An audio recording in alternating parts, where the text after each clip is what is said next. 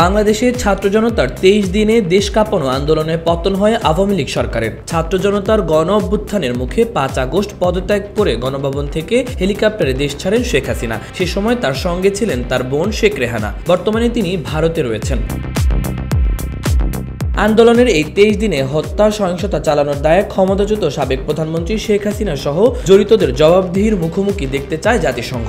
জাতিসংঘ মহাসচিবের মুখপাত্র Stephen Dujarric মঙ্গলবার এক প্রেস ব্রিফিংয়ে এই কথা জানান।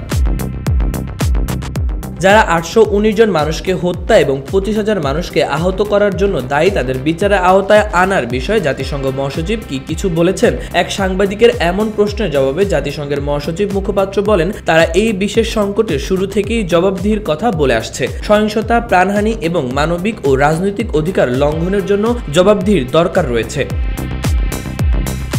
এর আগে বাংলাদেশের অন্তর্বর্তী সরকার প্রধান উপদেষ্টা ডক্টর মোহাম্মদ ইউনূসকে শুভেচ্ছা জানিয়ে চিঠি দেন জাতিসংঘের মহাসচিব আন্তোনিও গুতেরেস। তিনি চিঠিতে ডক্টর ইউনূস সরকারের সঙ্গে কাজ করা সহ বাংলাদেশের জনগণের স্বার্থে সমর্থন অব্যাহত রাখার ক্ষেত্রে জাতিসংঘ অঙ্গীকারের কথা উল্লেখ করেন। 16 আগস্ট ডক্টর ইউনূসকে চিঠি দেন জাতিসংঘের মহাসচিব।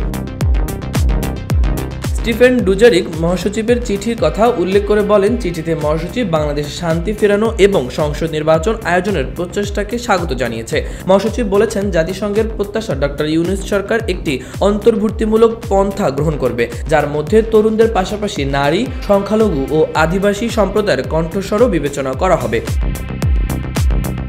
জাতিসংঘ মহাসচিবের মুখপাত্র বলেন, রোহিঙ্গা শরণার্থীদের শান্তিতে থাকার বিষয়টি নিশ্চিত করতে ডক্টর ইউনূসের প্রতি জোরালো আহ্বান জানিয়েছে মহাসচিব, বিশেষ করে মিয়ানমারের অবনতিশীল পরিস্থিতির পরিপ্রেক্ষিতে। মাহবুবুর রহমান ইমন, খবর সংযোগ।